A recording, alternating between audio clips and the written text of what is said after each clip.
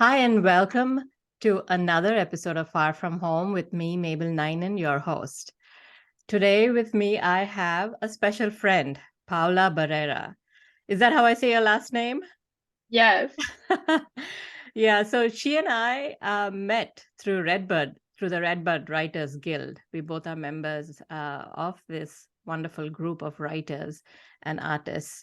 And when I came to know about her background, I was keen to talk to her because she and I uh, share a similar background. We're both immigrants, and we both love to talk about identity, belonging, culture, and how all that intersects with our faith.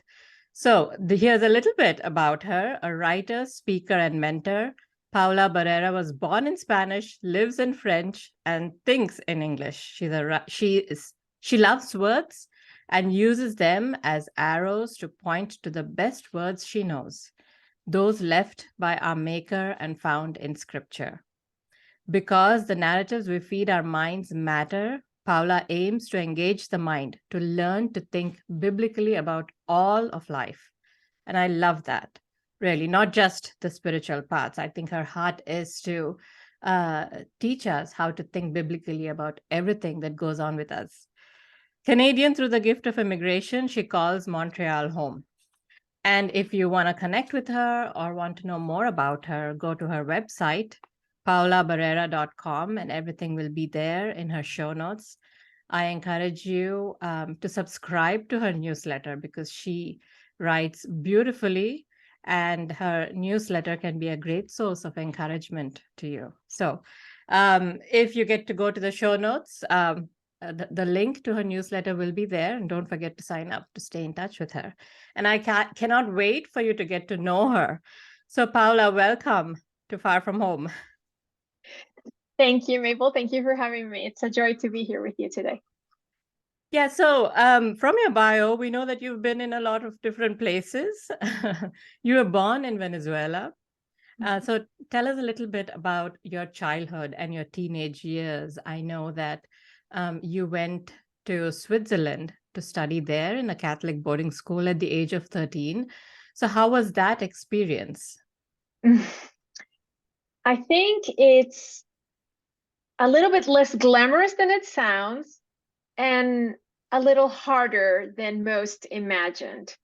But I will not cancel out the fact that it was a huge blessing, of course.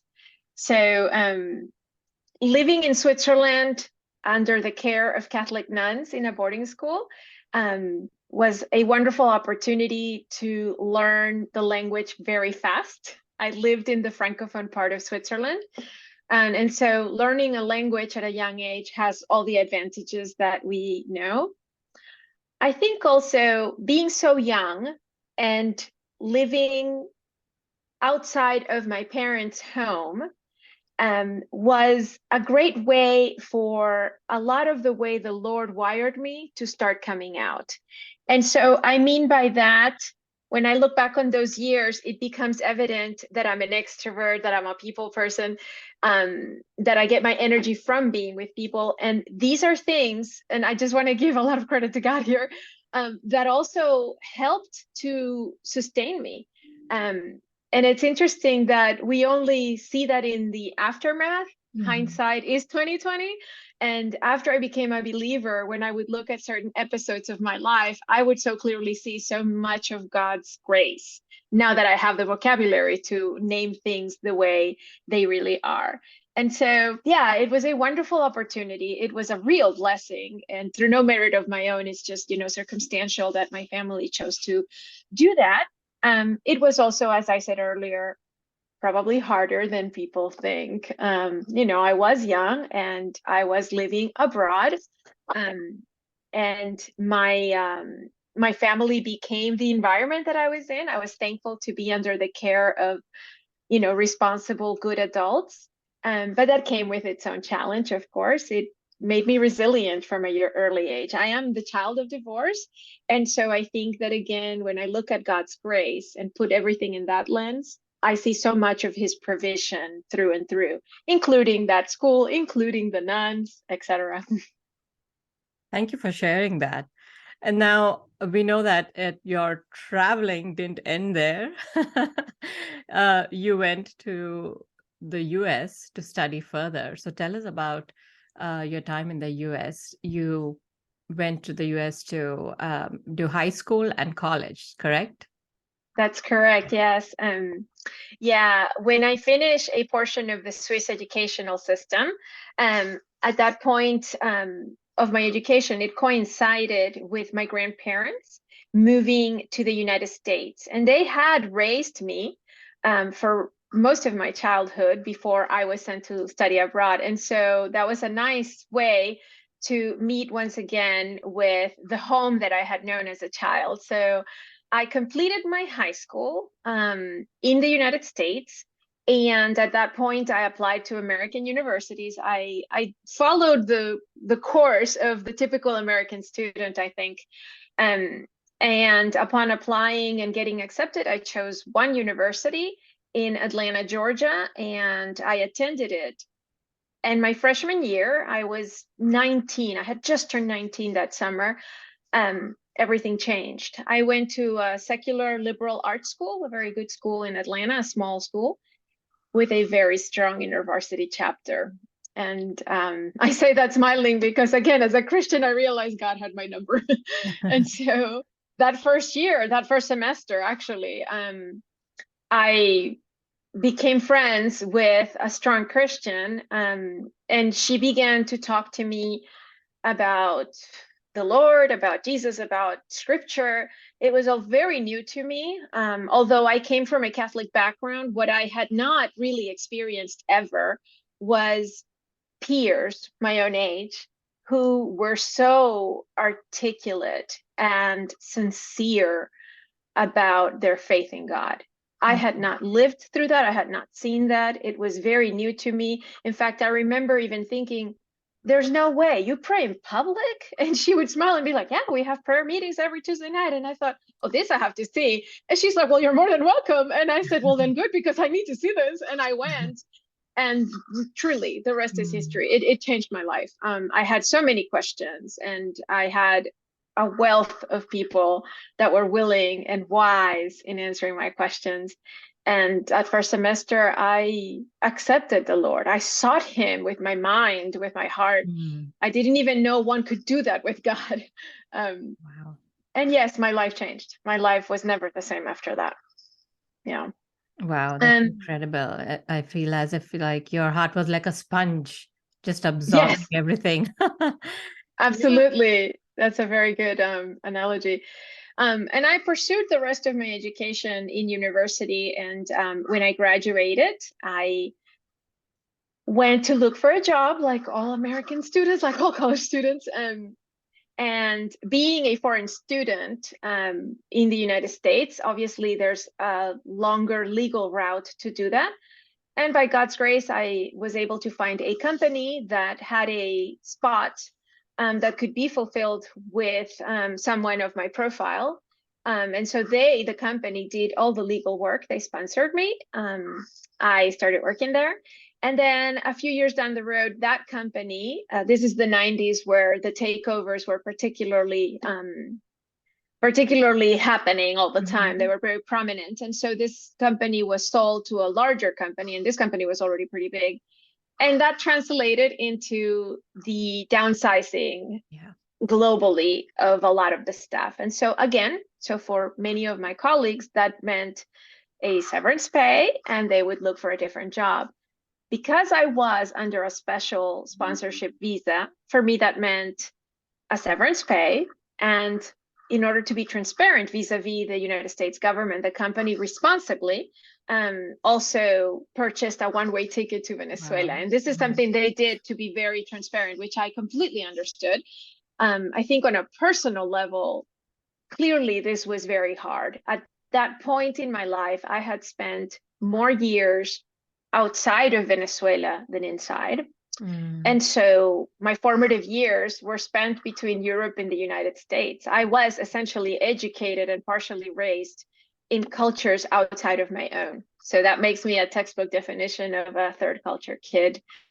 And And so it was very hard because as a Christian, I also felt a deep conviction to do things that would honor the law of the land. Yeah. And I understood that. And I chose to do that. And it was the hard choice to make because I really did not want to do that. But I'm thankful that, our faith in God is what keeps the path straight and narrow when it needs to become straight and narrow. And so it did for me. And so I returned to Venezuela in my late 20s. I was 26, almost 27, I think, when I returned. And I had not lived there since I was 13. Wow. My memories were few. There were a few, but they weren't very clear because all the things that one does when you cross the threshold into young adulthood, I did elsewhere. I learned how to drive in a different country. I learned how to put on makeup in a different culture. Yeah. My brain worked very quickly in English and in French, and it worked slower with the vocabulary in Spanish, even though I never lost my language. I am fluent and I speak with a Venezuelan accent when I speak Spanish. And for those that are listening who speak more than one language, you will probably understand. It's your brain becomes a little bit of a linguistic lasagna, shifting Yeah. from one vocabulary word to another. And so all of that, and landing in a city that was essentially foreign to me by then, that made it very hard, that transition. But there's more to tell after that. Yeah. I mean, I don't think many people would understand that conflict that you faced inside of you, that this was the land of your birth. And so, but still, you feel like a foreigner there because you've lived outside for so long. Did you feel like a misfit, like you didn't belong? And if yes, then can you give us a few examples of, maybe a few areas in which you felt completely foreign or any Yeah, aspect of living in Venezuela that you could not relate to? for sure. Great question. Yeah, many examples come to mind, but I can share like small cultural moments where if you zoom in, it was so hard, even though the moment itself was just a simple situation. I remember my first year in Venezuela as an adult, and I was looking for an address. And I was in a part of town that had a lot of traffic, both of people and vehicles. And it was in the middle of the day, so it was, extra busy. And I could not, for the life of me, find the street. And so again, I look very Latin. And when I speak Spanish, I sound completely Venezuelan. Like there is no doubt what country I'm from. I have the accent, I have everything. And so I stopped a person on the street to ask them. And I said in my perfect Venezuelan Spanish what I was looking for. Mm-hmm. And it was a woman, and she answered very quickly, you need to do this and then cross the street. And then when you see and she named a building by its popular name. It's the name that anybody who's from Caracas would know. And she named it. And I remember that I made a face of confusion and I said, oh, okay, I got the left and the right, but I'm sorry, can you say the building again so that I don't miss it? And she just gave me a look. And she was like, oh, come on, And I said, no, ma'am, I'm sorry, can you repeat that? And anyway, she made a gesture like, very impatient. And and then she left. And I remember, this is such a silly thing, honestly. Even now remembering, I'm like, it really is so small and silly. Actually, when she left, I started crying. But it wasn't because I didn't know where to find. I mean, I thought I'll just ask the next person. I'll figure it out. Of course, I've lived in Europe alone in a boarding school. I can figure this one out. So it wasn't the actual address that worried me. I think it just deeply hurt my feelings to feel that outsider. Mm. And, Yeah. I was in my 20s. I think when you fast forward, because I ended up living in Venezuela as an adult for, several years, for a decade, and we can talk more about that in a moment. But I think at that juncture, when I'm still, in my 20s, it was hard for me to process and understand that from her perspective, she's not supposed to know that this person who looks like her and sounds like her Yeah. has absolutely no clue what she's Yeah. saying, even though the average person in Caracas would absolutely know what she's saying. But I thought she's not supposed to know that. But I didn't know that in my 20s. I just thought you were mean. And Yeah, although she but could have afforded more mhm, patience, I also yeah. realized, but she's not supposed to know, But that So, brings up the point that, it's these small things mhm, that affect us emotionally about this is one aspect of, I think, being a foreigner or trying to adjust to a culture that mhm, can go unnoticed sometimes. And all those little mhm. things kind of add up to that stress, and we don't realize it. But they can be emotionally frustrating. So I'm curious, how did you cope with all those feelings? And even when you were kind of forced, I would say, to go back to Venezuela, right? You had no choice. Did you, in a way, have any questions for God, or did you struggle with, you're trying to live a good Christian life, so why is God doing this to you? No, it was wonderful, Mabel. It was so easy. I absolutely love the detailed question. I think that is so helpful that you unpacked it that way, because I want to be very honest. Mm, And because I think that our faith is one open invitation to bring ourselves to the altar as we are. It's mm, the Lord who makes us how he designed us and how we ought to be. It's not us. And so to yeah. answer your question with complete honesty, I had a very hard time those first few years. I had a hard time in Venezuela throughout, to be honest, even to the last year before we immigrated, which I'm sure we'll talk about in a moment. But I had a particularly hard time during the first few years when I was still in my 20s and early 30s, and I was very angry at God, because I felt that, Lord, here I am obeying you. Um, because out of deep conviction, I know that this is what I am called to do. The call is never for us to be comfortable, to do brilliant things. It's perfectly good to want those things and to even pursue them prayerfully.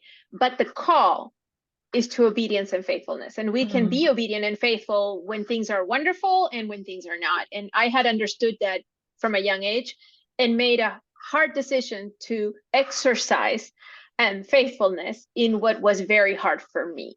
mm, What I did not, what I did not bargain for was that the hard was going to endure for so long. And so I was, for a long time, confused with God, hurt by God, and angry with God. And I will qualify and say a functional anger with God. So let me explain what I mean, because two things can be true at the same time. So mm, I harbored a deep hurt and anger with God alongside a deep need for him and faith in him. mm. And we can spend a long time talking Yeah, about that, because but I those think two can coexist. That's a mystery. That's exactly, a paradox. Yeah. very good words, mystery and paradox indeed. And I think of the words pick up your cross and follow me. And I think of the words, my yoke is easy and my burden is light.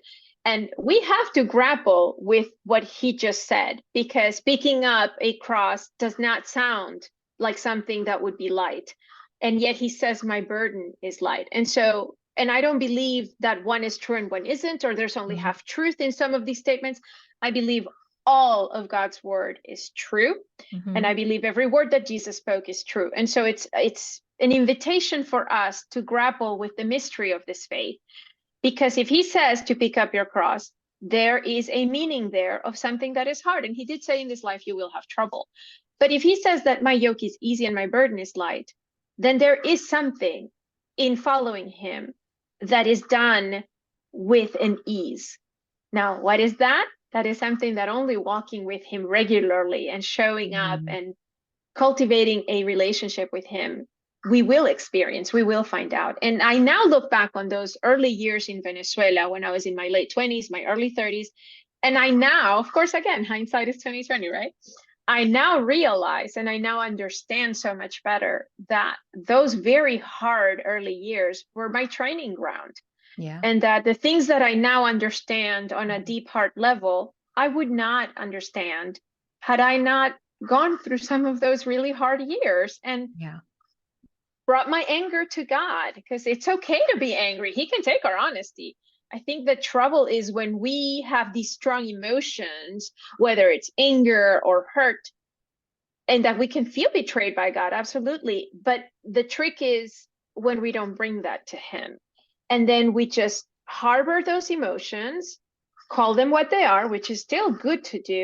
But then we let the narratives of those emotions run through the truth that we're going to start believing. Yeah. And those are not truth, those are limited by our Mhm. understanding.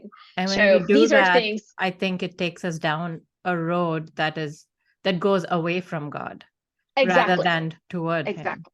Right? Exactly. Yes. Yeah. Yes. Absolutely. Um, Thank you for being so transparent and honest. And we have to have conversations like this about our faith, especially during times of suffering. How do we wrestle with God's goodness as well as this long period of difficulty that we find ourselves in? So I I agree. appreciate you explaining that beautifully. Now, tell us about. I know you're not single. So, how did you meet your husband? Did you meet him when you were in Venezuela? And how did that come about? Yes, I did. Because God has plans that we could never imagine.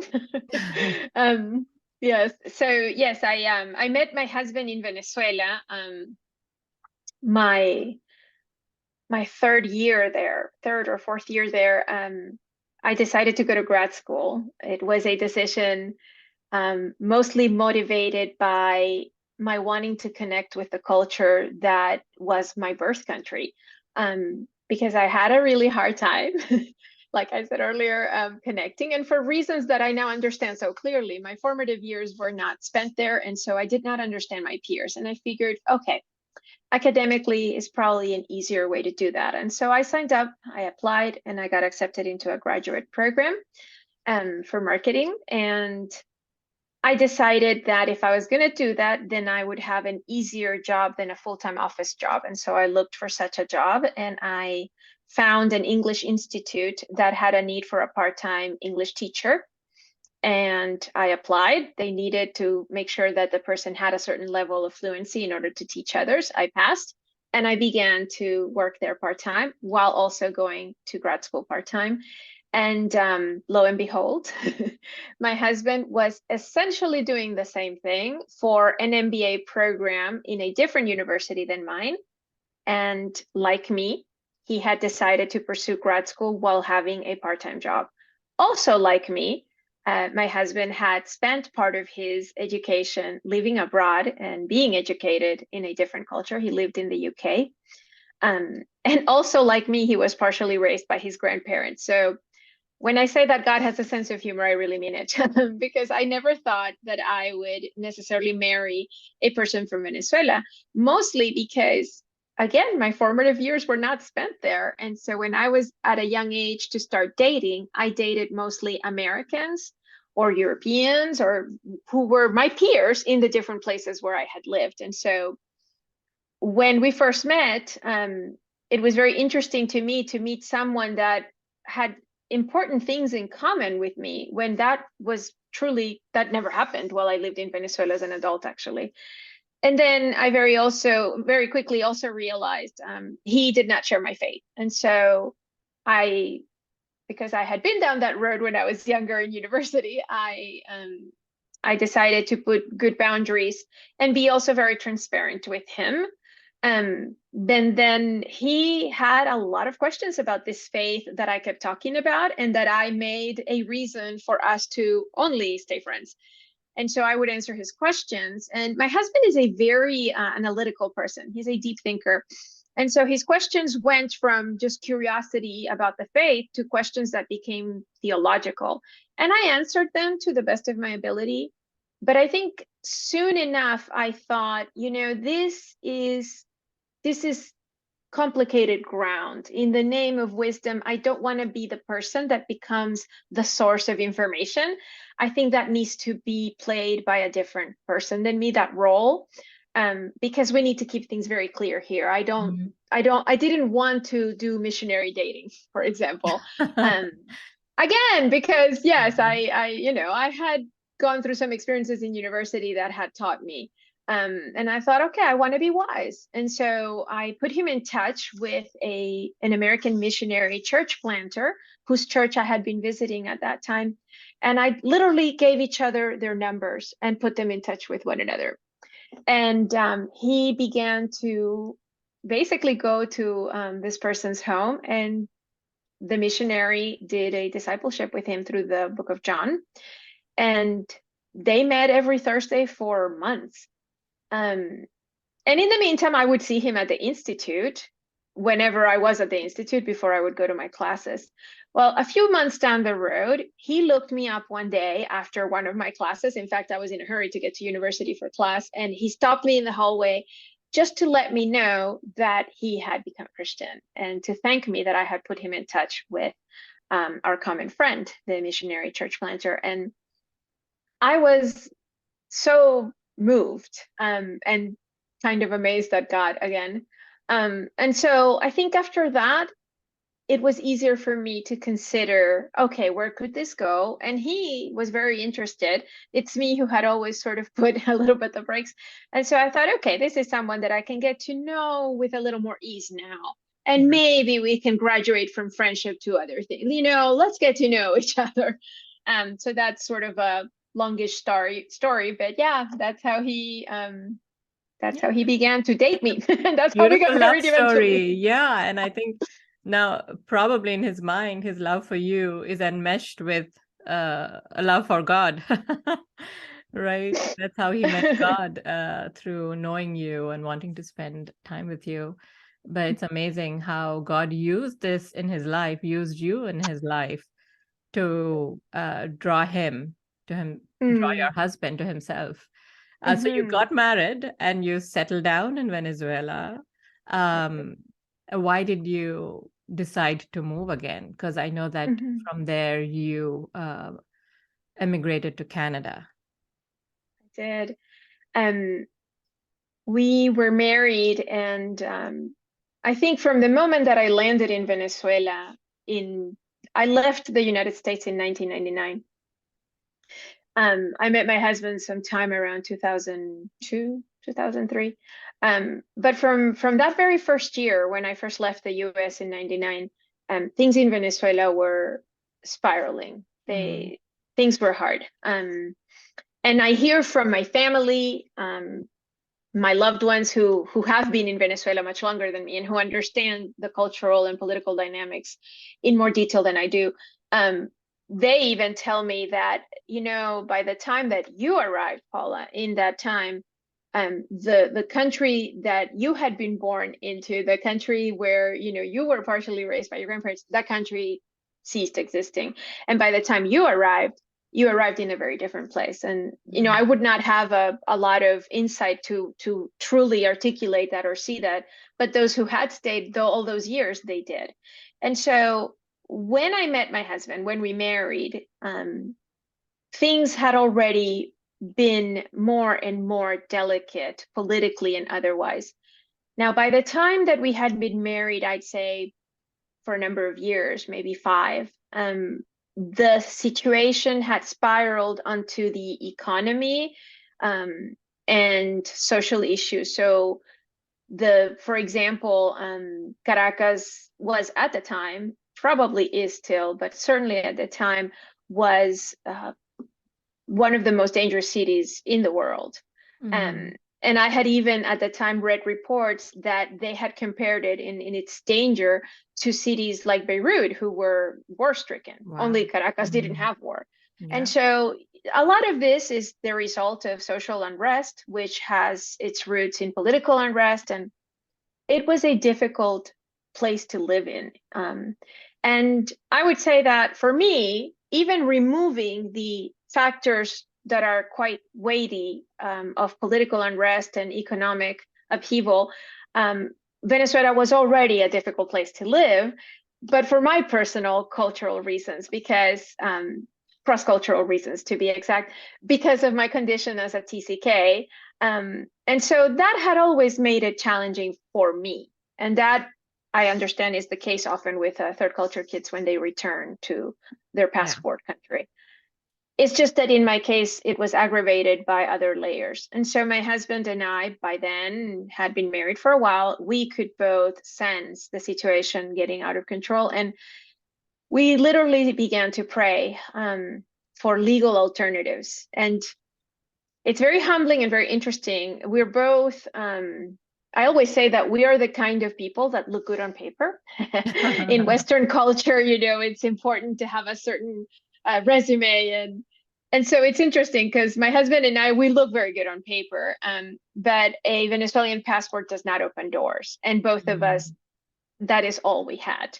On paper, we look good, but also on paper and legally, we came from a country that doesn't open doors. And so, and I say that to give God so much glory for what happened next, because as we began to pray and truly just plead with the Lord for a legal way to begin somewhere else. And of course, we had our dreams and our choices. I always thought, I want to go back to the States. That's like my home. And I mean, to this day, Mabel, I'm friends with the people that I was friends with in my 20s. My best friend is still my best friend. And the people who mentored me in my church in Atlanta are still my friends. That's where I always wanted to go. The Lord did not open that legal door, though. And my husband always had his eye in the UK because he loved living there. He loves all things England. The Lord did not open that door either. And as we prayed and did our research, and it took months of prayer and many tears, one day my husband came across a pamphlet that said the government of Canada had an immigration program. And my husband brought me the brochure and said, I think we qualify, because it had a point system and it had very specific criteria that needed to be met in order to qualify. But he told me, I think we qualify, Paula. And it had to do with the languages you speak, the profession, the studies you've had, etc. And so we were like, okay. And prayerfully, we literally began to put one foot in front of the other, Mabel. And it took about 2 years of paperwork and many things in between. And eventually we got the much desired phone call from, at the time, the Canadian Embassy in Caracas, which, by the way, has closed since, and to let us know that we were approved, our paperwork was ready, and our passports were now good to go for permanent residency. And that was 2 years after a lot of work. And so for us, the irony is that we're both fairly well traveled. We have lived abroad in several countries. We have traveled also. Neither one of us had ever been to Canada. And I just love that. I think that is so God having a sense of humor.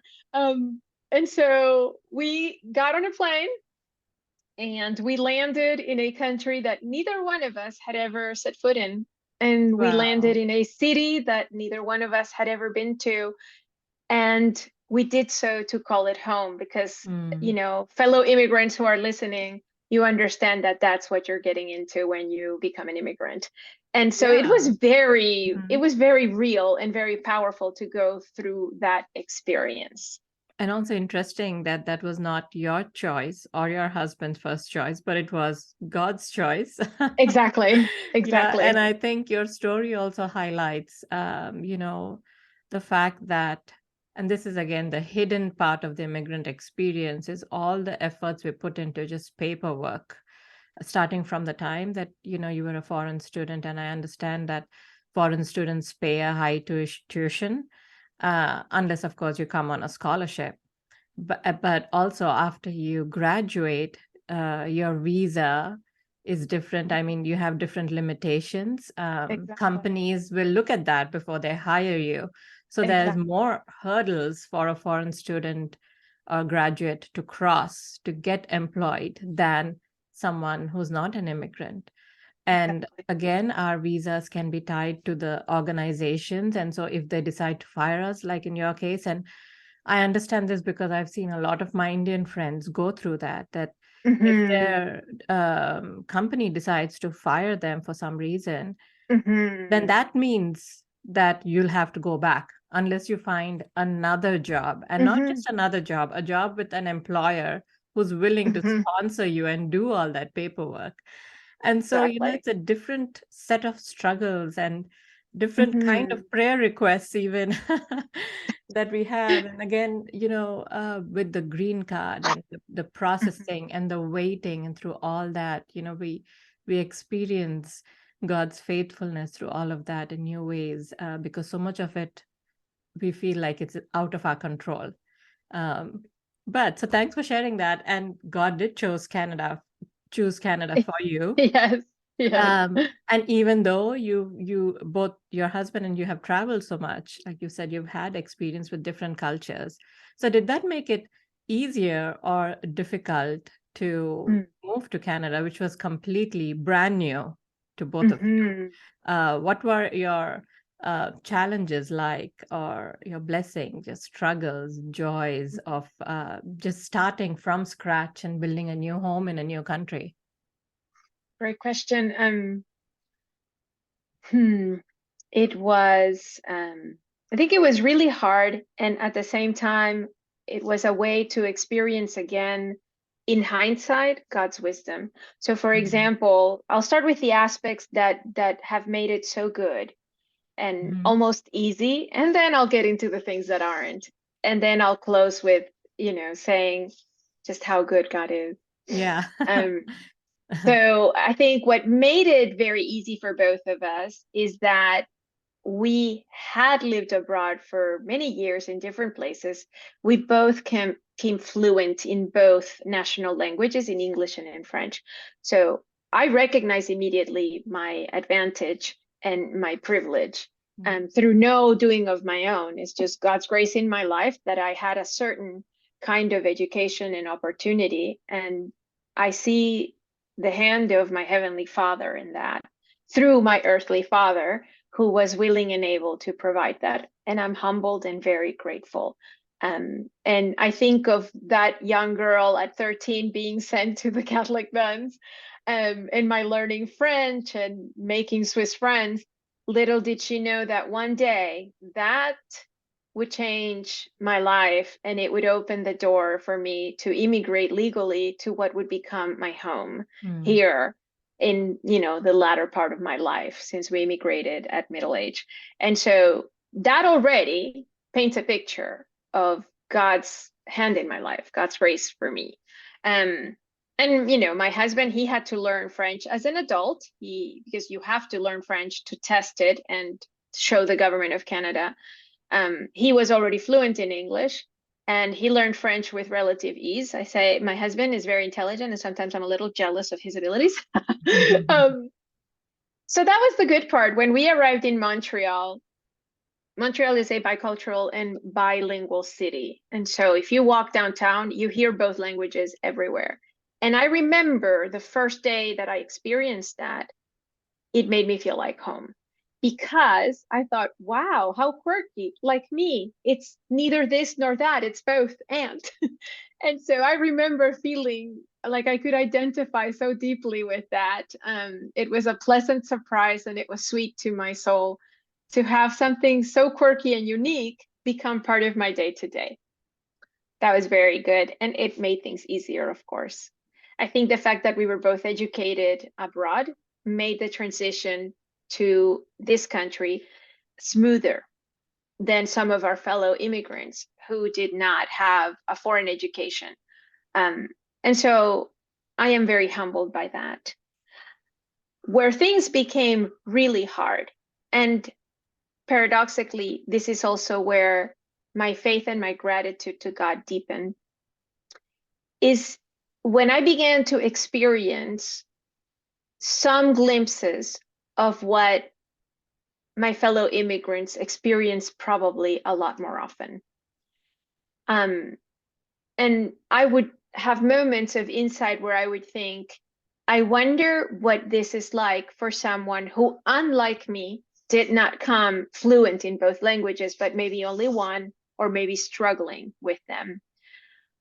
I had, for example, plenty of instances where I would either be talking to somebody in a bus or at the bank, or I would even be in job interviews before I found my first job. And I would have people make comments that spelled out an assumption about me because I was an immigrant. And whether, comments like, wow, but you don't have an accent, and where are you from again? Because you don't sound Venezuelan. And I thought, what does a Venezuelan sound like? Like I would not understand the comment until I would understand the comment, and then it would break my heart. And then I would realize, wow, so my fellow immigrants probably go through this times 20. And I go through it a little bit less, and it bothers me just as much. So it must be even more hurtful so for someone else. And I think that eventually I began to internalize and to understand the enormous blessing and truly the honor that it has been to become an immigrant in the middle of our lives. Excuse me. Yeah. Because in the last few years is when I have really understood this. When you're a Christian, by definition, our salvation is based on the good works and the loving act of someone else. And thanks to the gift of Jesus giving up his life on the cross and defeating death and coming back 3 days later from the tomb. Thanks to that, we have a standing before the Father, and we have membership in the kingdom of God. That boggles the mind. Like, even trying to unpack that will boggle the mind. And there are days when I walk through the lovely city of Montreal that I call home for the last 10 years. And there are days when I will find myself breathing in the peace of a city that, unlike my birth country, does not know turmoil. Or I will find myself enjoying the blessing of being in a country that enables you to enjoy your well-being differently than a place that has political disarray and ongoing social unrest. Yeah. And those days, I will find myself breathing deeply with gratitude.